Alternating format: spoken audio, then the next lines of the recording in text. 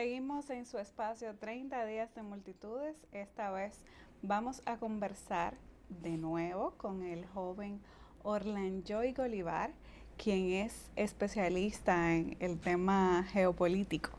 Y vamos a estar hablando sobre el tema del conflicto en Rusia, bueno, en Ucrania con Rusia. Bienvenido, Orlanjoy. Muy buenas tardes, muchas gracias a ustedes nuevamente por recibirme aquí en su canal. Que ya va a ser tu casa, este espacio, así, siempre así que tú quieras y haya temas, puedes venir. Muchísimas aquí. gracias, así mismo igual cuando ustedes necesiten cualquier cosa en geopolítica, finanza o economía, ahí estoy. Qué bien. Y la parte islámica también, que la manejamos bastante bien, puesto que soy ascendiente musulmán y también... Y lo has estudiado ese tema. Sí, correcto. Qué interesante. Orlanjoy, hay un término que se usa, se ha escuchado mucho en estos días, el Donbass. Y hay gente que dice, pero ¿de qué es que están hablando? ¿Con qué se come eso? ¿Qué es el Donbass? ¿Y por qué Rusia ha procedido con esta invasión a Ucrania? Muy buena pregunta esa realmente. Y sí, básicamente a nosotros nos han bombardeado con esos Donbass y luego nos dicen Donetsk o Lugansk y tú te quedas como que, ok, son tres zonas diferentes, me hablan de lo mismo, ¿a qué se refiere? Mira, básicamente se refiere a una macroregión en la cual estas dos provincias se interconectan o pertenecen más bien y tiene que ver básicamente con su desarrollo. Por allá remontándose en los años, por hacerte una breve historia, 1700 y algo, mediados de 1700, es que esta zona, al encontrarse que el potencial minero que tenía, entonces ahí se solicita ayuda a Inglaterra. ¿Cuáles recursos minerales hay ahí? Tú tienes carbón, no solamente un tipo de carbón, tú tienes carbón batuminoso y tú tienes carbón negro también, que es un tipo de carbón muy especial y muy difícil de encontrar. Igualmente muy caro en los mercados internacionales. Carbón corriente, como uno lo conoce, ¿no? Tienes también ciertos otros minerales, como por ejemplo puede ser parte de alguno de litio, tienes gas también, ¿me entiendes? O sea, que es una zona bien rica. Gas natural. Correcto. Entonces tiene una zona bien rica que durante los años se fue desarrollando, especialmente la parte de metalurgia y minerales. O sea, la explotación de este tipo de minerales es intensiva en industria. Por eso es una zona bastante con bastante problemas medioambientales. Estamos viendo en el mapa. Sí, correcto. Muy buena ubicación que le están colocando, básicamente, porque mira, si tú te fijas... El Donbass sería Lugansk, una región, ¿no? Es una macro región. Si tú te fijas, son provincias estas, Kharkiv, Dnipropetrovsk, no sé cómo se pronunciaría la otra, pero bueno, tú sabes, imagínense, me dispensan mis amigos ucranianos y rusos, pero imagínense, no, hablamos 4 idiomas máximo. Pero aquí, básicamente, como tú puedes ver, son dos macro regiones que entre sí, debido a su desarrollo histórico, han podido converger a una sola y por ende es que ha venido esta situación. Pero más que eso, y lo mencionaba una parte, pero voy a ahondar un poquito más, resulta que para esta zona del Donbass, la composición étnica, ¿verdad? Sí. Se mantuvo, o se mantiene todavía al día de hoy, 50% de ucranianos, quizá un poquito más, 30% rusos y luego otros. Pero ¿qué resulta? A nivel sociocultural son rusos, hablan ruso, comen ruso, visten ruso, por decirlo de una forma, ¿no? Tengo entendido que el idioma nativo del presidente de Ucrania es de hecho ruso y que aprendió ucraniano reciente. Correcto, entonces son cosas que tú te quedas, no, inclusive más adelante te mencionaré, pero inclusive es de religión judía, Zelensky. Entonces, básicamente para esta zona acá esa es la importancia y por eso es que aparte de eso que con los años una migración importante de rusos han ido hacia allá, pero ha sido a través del proceso que yo decía anteriormente. O sea que por eso es que Rusia sintió tanta importancia para defender esta zona y tardó 8 años en hacerlo, inclusive. Tardó 8 años en realizar este tipo de incursión. Y entonces, ¿es cierto o no que aquí en esta zona que Rusia está invadiendo u ocupando, ¿Hay movimientos ultranacionalistas o nazis o nuevos nazis? Muy interesante. Bueno, no son neonazis, vamos a decir así. Hay una parte interesante con esto en la historia ucraniana. Realmente los ultranacionalistas Sí. han existido durante, vamos a decir, a partir de mediados o principios del siglo pasado, debido a sus diferencias con la forma en la cual se manejaba la Unión Soviética para con ellos. Y tomar en consideración que si vuelven y colocan el mapa, van a ver que la zona que no pertenece al Donbass, correcto, la zona que no pertenece al Donbass, de ahí hacia la izquierda, realmente es una zona mayoritariamente étnica y socioculturalmente ucraniana, que no comparten varias cosas, pero no todo con los rusos, incluido el idioma. Es un tanto diferente. Para nosotros suena igual porque obviamente no lo entendemos, pero es realmente diferente. Entonces, dicho esto, ¿qué resulta? Tú tienes un resurgimiento del mismo a partir del 2014 o un poquito antes. También tú veías, por ejemplo, hay una figura muy importante que se llama Stepan Banderas.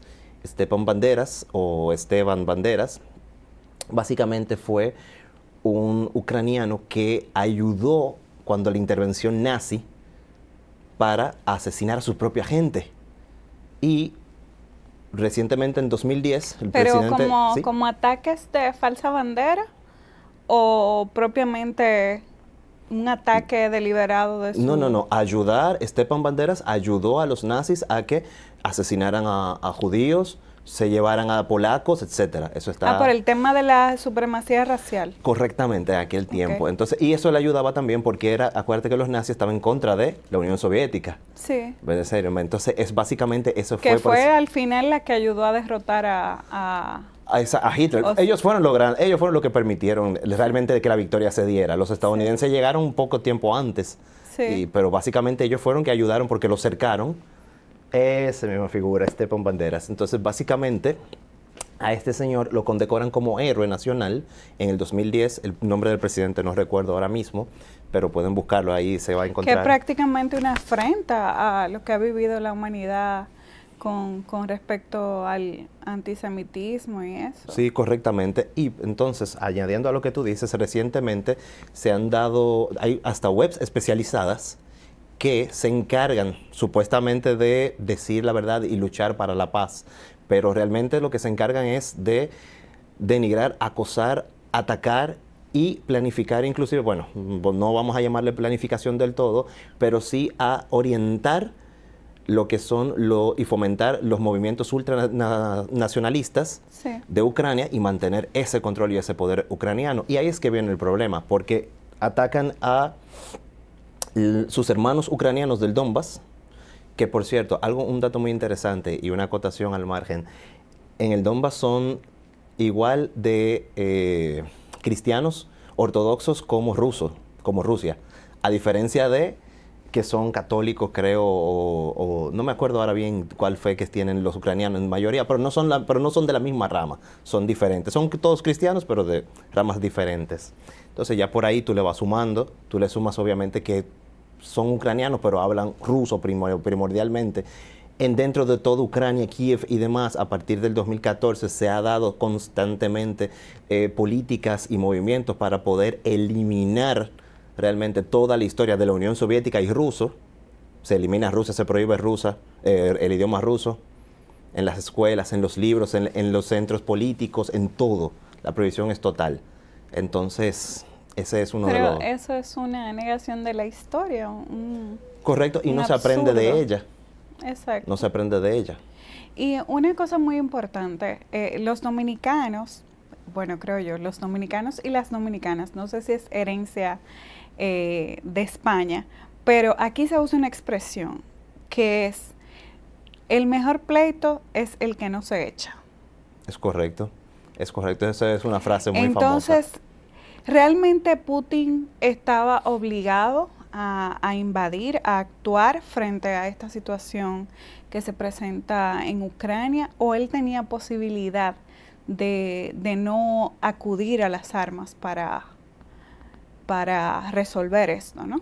Interesante, que ciertamente sí, él pudo y lo intentó, hasta que pudo, como decía un dicho de un abuelo mío, que se refería con eso a que tú haces los esfuerzos del lugar, sin embargo, si las circunstancias no te permiten, ya no te queda de otra más que actuar. Yo considera la siguiente, o considera el siguiente escenario. Primero, esperaron 8 años, renovaron 2 veces las negociaciones de Minsk, estamos hablando. Entonces, en 8 años se esperó. Todavía a estas fechas, enero, seguían diciendo, vayan a los acuerdos de Minsk. No, pero y también en las negociaciones que se han solicitado recientes, por ejemplo, Rusia ha ido a las mesas de negociación y Ucrania se ha quedado. O han dicho, no, vamos a ir al día siguiente. Y ya eso comienza a dañar el diálogo, ¿no? Correctamente, entonces ahí va. Tú tienes también que cuando hay una parte que quiere negociar, que quiere entablar una relación diplomática, quiere mantener las paces, pero hay otra que no.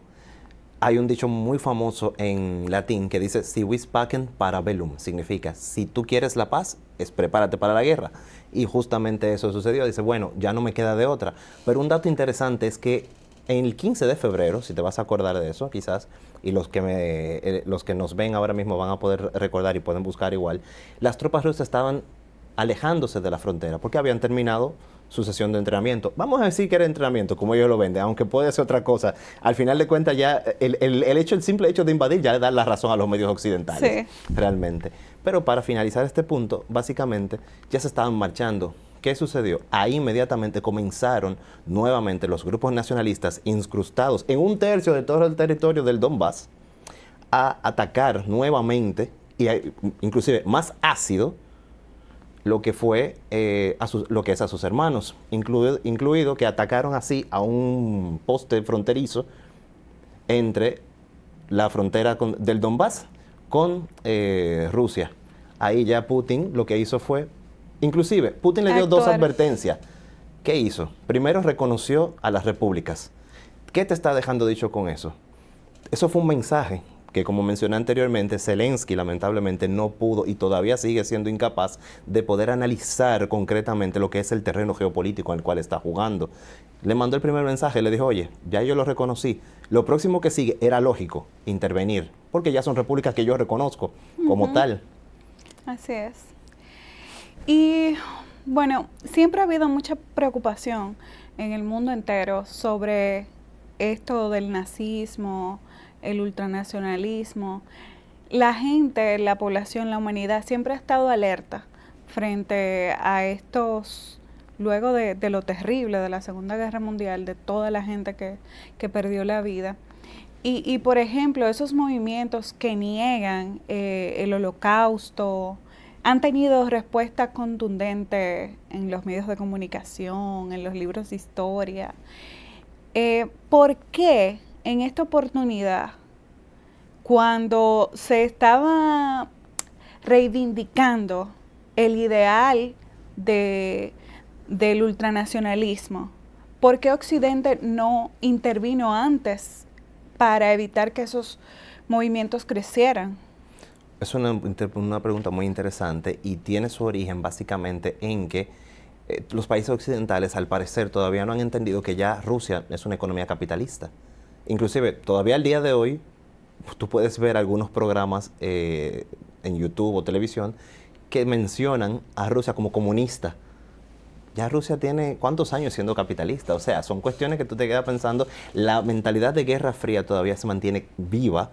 Y es con razón razonable. Toda la propaganda que hubo, la película que se hicieron. No, y que eso es imposible, ¿no? Libros. Oye, ¿no? Y que eso es imposible de tú erradicar tan rápido, 1. Y 2, realmente es, por lo menos así lo ven, un peligro muy importante porque es que Rusia tiene una frontera muy grande en el mundo, ocupa mucho espacio, aunque sean 140 y algo de millones de personas. Sí. Pero un país tan poderoso como ese, más que se ha ido adelante de muchísimos países occidentales en cuanto a armamento se refiere, con un presupuesto mucho menor que cualquiera de esos otros países, al final de cuentas tú lo piensas y tú dices, bueno, quizás no, pero entonces es tanto el problema. Fíjate que Rusia el año pasado empujó en las Naciones Unidas una resolución que fue aprobada en su mayoría por más de 120 países y era una contundente respuesta contra el nazismo. Pero ¿quién no apoyó esa resolución? No me digas. O sea, Ucrania y Estados Unidos. Ucrania, comprensible, ya sabemos que por su parte de la historia y la posición política que ellos querían mantener, pero Estados Unidos alegó que no lo hace porque eso sería prohibir la libertad de expresión. Ay, qué bonito. No, ciertamente... Cualquiera lo cree, ¿verdad? No, ciertamente, mira, desde ese punto de vista saldría coherente, inclusive si permiten que hoy, al día de hoy, en Europa se permitiese la transmisión de RT, Sputnik y todos otros canales allá. Pero bueno, queda en desgracia, lamentablemente, esos lamentables comentarios. El tema de los gasoductos, ¿qué tanto impacto tiene en esta decisión de Rusia de intervención? Tú dirás más bien la conexión energética que tiene Europa con Rusia. Con Rusia, sí. Bueno, primero que nada ya le está haciendo daño a la economía. Eso tiene que ver con las sanciones, inclusive. Sí, pero tengo entendido que hemos visto en los medios de comunicación que las sanciones aplican para todo, menos para ese tema de la energía. Bueno, aplican, exactamente. Mira, las sanciones han aplicado te voy a decir, primero... Pero es como una doble moral, ¿no? Vamos a decirlo, yo le llamo hipocresía. La doble moral para mí no existe. Okay. Realmente es hipocresía. Porque si le decimos doble moral, estamos siendo tibios, realmente. O doble rasero, sonaría un poco más, tú sabes. O sea, que para este lado sí corto, pero para aquel no. Entonces, sí. Ese puede ser un poquito más. Pero al final son la misma línea que va. ¿Qué quiere decir? Primero tú tienes las sanciones geofinancieras que han colocado. Prohibición y salida, prohibición de comercio internacional a través de los canales bancarios. El tema del sistema SWIFT. Del SWIFT. La salida del 25% de lo que son los bancos rusos o del sistema bancario ruso. Interesante, dejan, como tú bien mencionas, Gazprom y Bank. Lo dejan esos dos, o Severbank, no me acuerdo cómo se llama el banco. Pero el tema es que estos bancos los dejan afuera porque hacia ellos fluyen lo que es el intercambio financiero de pagos para poder seguir nutriéndose de gas a Europa. Sí. Tú tienes prohibición inclusive comercial de muchas empresas que no pueden ir a realizar esto. Por otro lado, inclusive Alemania con las reglas Hermes, que son unas reglas que permiten la protección de las industrias alemanas para exportar en ciertas condiciones como la actual, las ha levantado. Entonces, al final de cuentas, como tú puedes ver aquí en el mapa ahora mismo, justamente este es el escenario en el cual se ve todo el engranaje que ha durante los años desarrollado Europa junto con Rusia. Esto está afectando básicamente dos cosas. Los precios de las energías en Rusia, en Europa, básicamente ya se han elevado. Tienen un problema de suministro, van a tener un segundo problema de suministro potencialmente. Y eso significa que va a haber gente que morirá de frío. Porque no es un frío. No es un frío como el que podemos sentir aquí en Valle Nuevo, Constanza. No, son fríos incluso a veces bajo cero. Correcto. Entonces, súmale eso también, que muchísimas empresas de Europa funcionan con este tipo de energía. Otra cosa, no te vayas solamente para la parte energética. Mira lo siguiente. Muchas de esas empresas y el sistema financiero europeo, por eso es que todavía el día de hoy se está sintiendo, intercambian a través del mercado interbancario o de los préstamos interbancarios con Rusia, pero primero al bloquearle el acceso al mercado SWIFT o a la mensajería SWIFT, y segundo, bloquearle el acceso a realizar comercio. Ya realmente ahí están sufriendo enormemente todas las compañías, se están yendo de Rusia también, que se van, pero obviamente, pregunto yo, ¿a quién le van a vender sus participaciones en Rusia? Es una inversión que ya se hizo. Ellos se están yendo, es verdad, pero hay que analizar el otro punto. Esas inversiones que están ahí, ¿quién las recupera? O sea, se van simplemente de hacer operaciones, pero ahí hay una planta, hay una maquinaria, hay un dinero en tránsito, hay préstamos. Inclusive, los préstamos, ¿cómo se van a pagar? Tanto de empresas como individuos. ¿Cómo van a pagar? ¿Cómo van a recibir pagos de Rusia? ¿Y cómo van a pagar esos préstamos ellos también? Los bancos, tanto europeos como los bancos de otras partes del mundo, Es bastante complicada la situación por allá. Orlan Joy, el tema de China en todo esto, su participación, ¿es cierto que China habría contenido la invasión por un tiempo Bueno, de y que cierto, estaba al tanto de todo lo que se estaba moviendo? bueno, de cierto no me atrevería a decir 100%, puesto que eso sería realmente, no sé, de un comunicado oficial por parte del gobierno chino. Entonces hay que manejarse un poquito ahí con lo que dicen. Vamos a tomar la parte y con pinzas que nos dicen que sí, que fue así. Vamos a suponer que de acuerdo a eso, entonces eso por ende te va a indicar que de una forma u otra Rusia está apoyada por China. Y te voy a hacer entonces tres factores en los cuales sí va a estar apoyada. Primero, es cierto que las sanciones están ahora mismo atacando no solamente a la moneda rusa, sino también está realizando lo que es un daño increíble a la economía doméstica rusa. Pero ¿qué resulta? Rusia ya se estaba preparando desde antes. Su deuda ha disminuido enormemente a través, digo, desde el año 2001 hasta la fecha. Segundo, sus interacciones ¿Tú te han... refieres a su deuda pública? Sí, correctamente, bonos soberanos, su emisión de deuda, exactamente. Su deuda externa, como aquí le conocemos, ¿no? Entonces, Ujú. esta deuda se ha disminuido enormemente, más de un 50%. Cuando tú ves ahorita la diferencia, no traigo esa gráfica ahora, pero la voy a pasar para que también se pueda colocar. Básicamente, tú vas a darte cuenta de que ha disminuido enormemente y eso es básicamente pensando en el futuro, desde ese tiempo. No olvidemos que para ese tiempo ya Vladimir Putin también se encontraba dentro de las esferas del poder y obviamente seguro fue uno de los ideólogos. ¿Qué pasa con China? China ahora mismo le puede servir, primero, necesita dólares. Va donde China y le dice, China, necesito dólares. Yo tengo dentro de mis reservas, yo siendo Rusia, dentro de mis reservas tengo oro. Esos oro te lo doy en garantía de esos dólares que tú me des. Entonces con esos dólares puedo comprar a países de la Eurasia que todavía pueden negociar conmigo, compro con ellos, intercambio con ellos. Entonces ya con ese dinero va a fluir dentro de la economía rusa. Recordando, segundo, que a la economía china no le conviene que Rusia caiga. Primero, si Rusia cae, tienen muchísimos proyectos, como es, por ejemplo, les suple de gas también.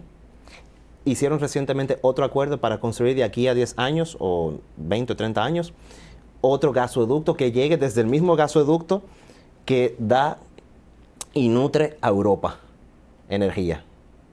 Va a llegar a China. Va a llegar a China, porque lo que van a hacer es construirlo desde allá del norte, no me acuerdo ahora la ciudad correcta, imagínate, tanta información y trato de recordarla rápido, pero básicamente de allá del norte la conectan del Nord Stream 1, del Nord Stream 1, lo van a conectar hacia el puerto que se encuentra cerca de Kazajistán y de ahí entonces va a seguir a fluir hacia China. Muy interesante. Y entonces China y Rusia históricamente han sido aliados en varios temas. Por ejemplo, tú hablabas del el tema de Medio Oriente ¿Correcto? y en el caso de la intervención a Siria, por ejemplo, Rusia y China han sido como un muro de contención de que no sea peor la situación, ¿no? Sí, es correcto. Entonces, ¿esta alianza va a continuar en lo inmediato? Ahí está, Sí, el ahí tema está. de Ahí el está justamente gasoducto el nuevo, gasoducto. No, este es el gasoducto actual realmente. el actual, Este es ok. el actual, que como tú puedes ver va de Covicta, sigue hacia todo su camino, lo que es hacia China. Ya, mira ahí donde se conecta, básicamente. Ya Porque entonces, comparten kilómetros y kilómetros de claro, por frontera. eso, ¿no? Rusia tiene más de 7.000 kilómetros de frontera. Sí, es Entonces, enorme realmente. sí, es un país enorme. Entonces, y por eso, más que por otras cosas, por eso es que le conviene a China mantener a Rusia no solamente económicamente viva, sino también estable. Sí.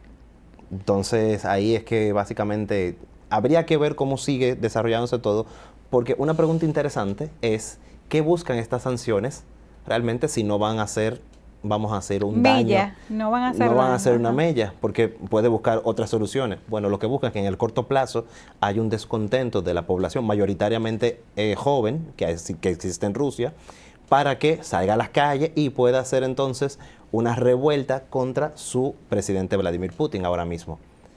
Wow. Eso es correcto. Déjame ver el proyecto de gasoducto. Exactamente, exactamente. Ahí está la imagen del Muchísimas gracias al proyecto. productor. Sí, no, es una estrella. No, bastante, ya me doy Ese cuenta, señor. sí. Mira, ya te resolvió el problema ahí. Sí, Entonces, realmente. la línea roja es el proyecto nuevo. Correctamente. Y Que entonces, desde ahí es que básicamente se nutre sí, para llevar gasoducto a Europa, el gas sí, a Europa, y ahí abajo ya tú puedes ver que va a llevarlo directamente hacia China. Y perdón, dije ahorita Kazajistán, pero era Mongolia. Hay que correcto. hacer una corrección ahí, sí. Entonces, el impacto de lo que está pasando en Rusia y en Ucrania, en el mundo, y especialmente en República Dominicana. Bueno, en el mundo ya comenzamos a ver en Europa, primero en los mercados financieros. Ahora mismo lo que se está dando en los mercados financieros, la mayoría de ellos es un rebote. O sea, hacen operaciones, los movimientos que se dan son básicamente el mismo dinero que se mueve. O sea, en pocas palabras, tienen un instrumento ahora, esperan un momento, lo venden, compran otros, y ese es el movimiento que se va manteniendo, dependiendo cómo se va moviendo el mercado en su momento. Entonces no está fluyendo nuevo dinero, porque obviamente nadie desea estar haciendo inversiones sin conocer cuál va a ser, obviamente, el desenlace de esto, ¿verdad? O por lo menos están tomando posiciones cortas para poder verificar, comprando corto y vendiendo a corto también. Nadie se está yendo a mediano y largo plazo. En segundo lugar, las economías en términos generales ya se están viendo afectadas y las empresas, por ejemplo, empresas de microchips, empresas de textiles, empresas que tienen que ver bastante con relación a otros tipos de minerales que se adquieren con Rusia. La empresa aeroespacial también se está viendo afectada. Todo el tema de lo tecnológico también, Todo que el tema tienen de lo que tecnológico. usar muchos minerales que están disponibles en esas minas, ¿no? En esas Correcto. zonas mineras. Por ejemplo, Reuters sacaba esta semana un artículo indicando de que hay empresas que importan uranio ruso que le están pidiendo al presidente Biden que no bloquee estas operaciones. Que eso está incluido entre las cosas que no se van a ver afectadas. Entonces, que por un tema del doble rasero. Correcto, porque se necesita, tú sabes que en ese momento, Ay, no Dios todo mío. aparte que realmente estas sanciones lo que buscan es ser condescendiente con Ucrania, pero no buscan más de ahí. Y como te dije, si se puede dar un segundo enfoque, que es la desestabilización socioeconómica de Rusia, para que ahí pueda tumbar al régimen de Vladimir Putin, pues está perfecto, ¿me entiendes? Básicamente esa es la idea, el tablero geopolítico que se está jugando. Empujar por un lado para ver si se desenlaza de esa forma, o ver hasta qué tanto se presiona, para ver cómo reacciona en este caso Putin. Entonces, siguiendo con los impactos. Correcto. El impacto para República Dominicana. Bueno, mira, el primer impacto está enfocado en el turístico. Aquí ya teníamos en esta semana el ministro David Collado había anunciado medidas para poder controlar un poco esta situación. Estamos diciendo que nos afluyen básicamente una cantidad de más del 10% de turistas y son de origen ucraniano y ruso, lo cual para nosotros significa bastante. No es tan significativo como el turismo estadounidense, que es el que más afluye hacia nuestro país, enfocado a través de las relaciones que nosotros hemos tenido en todo eso. Pero ¿qué pasa? Es importante, y el día de hoy yo estaba también leyendo que el gobernador del Banco Central estaba reunido con los tesoreros. Tenemos que verlo a nivel holístico. Primero, no solamente a nivel de demanda, hay que verlo también a nivel de comercio. Dominicana con Rusia estaba realizando un incremento de sus relaciones comerciales, pasó de 1.2 millones más o menos de dólares a 5 millones y algo. En exportaciones. En exportaciones, correcto. Con lo cual, realmente, tú puedes decir, son 5 millones, no es nada comparado con la inversión millonaria que nosotros hacemos para Estados Unidos o muchos otros países de Europa, pero son 5 millones y venía creciendo. Que realmente era posible que este año se duplicara, ¿no? Correctamente. Ahora, con Ucrania, ¿qué pasa? Aquí nosotros exportamos aproximadamente muchísimos productos que sirven para las varillas, sirven para el cemento y un sinnúmero más de productos que se pueden realizar para el sector inmobiliario, que se utilizan para el sector inmobiliario. Por lo tanto, hay que verlo desde ese enfoque. Desde el punto de vista, y ya culmino mi idea con esto, desde el punto de vista económico-financiero, es bueno que las autoridades puedan sentarse, así como hizo el gobernador del Banco Central muy inteligentemente, a analizar cuáles serían los posibles impactos, no quizás para nosotros directos, pero sí para países de Latinoamérica con que tengamos algún tipo de interacción y entonces anticiparnos a algún tipo de medida, cuestión que no nos afecte o nos afecte lo menos posible. Porque hay países de Latinoamérica que sí tienen unas relaciones más fuertes con Rusia, entonces ahí habría que analizarlo. Entonces, el tiempo, el gran tirano, ¿verdad? Sí. Apremia ya. Pero, dos preguntas finales. Número uno, el tema de la explotación de los recursos en el Ártico. Ujú. ¿Qué papel juega en todo esto? Y segundo, ¿cuál es la proyección que tú ves con relación a la solución del conflicto? Voy a comenzar por la primera, obviamente, en este caso. Mira, con relación a la parte del Ártico, ahí hay un tema un poco más delicado, puesto que también todas las cooperaciones ahora mismo están detenidas. Es importante darle seguimiento a esto, puesto que todavía no te puedo dar, o sea, no te podría dar una referencia en sí, porque no está detenida del todo, pero se puede ver afectada, según vayan incrementándose los días y las sanciones. Hay que estar muy pendiente de eso. Y recordemos que es un punto de inflexión muy importante también, o sería un punto de inflexión muy importante, que no sé cuál sería el desenlace, realmente. Esperaríamos que sería el mejor escenario, ¿verdad? Que sean diplomáticos. A eso es que abogamos, básicamente. Aquí no estamos a favor ni de Rusia, ni de Estados Unidos, ni de Europa. Sino de la paz. Básicamente de la paz. Los ucranianos y los rusos son hermanos. Aquí venían en el mismo avión. Ay, ay, ay. Entonces, yo no sé ahora cómo se van a hacer. Yo espero que sigan manteniendo la paz, porque si no, pobre piloto. Sí. Pero básicamente eso. Y las proyecciones siguientes son estas. Si el gobierno ucraniano mantiene su postura de no torcer ningún tipo de decisión o aceptar algún tipo de cláusula que quizás no le convenga en su momento, yo estimo que realmente esta incursión bélica se pueda extender casi a 2 semanas, por el tema de que Rusia está decidida totalmente a desmilitarizar a el ejército ucraniano y a los mercenarios pro Ucrania que han llegado también. Entonces eso es un problema mayúsculo. Vamos a ver más sanciones seguramente de la Unión Europea, quizás por el lado más económico y de tecnología, y de bloqueos diplomáticos. Básicamente eso es lo que vamos a ver, pero que para el mundo va a ser unos meses difíciles, porque Sí. nadie está preparado para Seguramente va a seguir el incremento del barril de petróleo. esto. No, eso según los las expertos va a llegar a caídas. 150. Bueno, se ve bien feo todo eso. Ojalá que se encuentre una solución, que se den las negociaciones, que se recurra a la vía diplomática. Eso es lo que yo pido todas las noches desde el corazón. Lamentablemente se nos agotó el tiempo. Estuvimos conversando con Orlanjoy Golivar. Él es Golivar. Tranquila, no te preocupes. Golivar, es un nombre difícil, pero nada. Orlanjoy va a estar con nosotros los jueves hablando de estos temas de carácter internacional. Disfruten y gracias por su sintonía.